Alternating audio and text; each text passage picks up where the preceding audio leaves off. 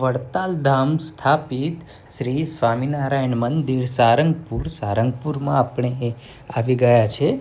તો આ મંદિરનો ઇતિહાસની વાત કરીએ તો ભગવાન સ્વામિનારાયણ અનેકવાર સાળંગપુર ગામમાં પધાર્યા હતા. તેમને આ જ ભૂમિ પર વચનામૃત ઉદ્બોધન કર્યા અને શુદ્ધ સ્વરૂપે ઉત્સવોને ઉજવવાનો આરંભ કર્યો. ભગવાન સ્વામિનારાયણ તેમના સંતો સાથે સારંગપુર પધારી અહીં વસતા ગ્રામજનોની ભક્તિ સ્વીકારી અને તેમને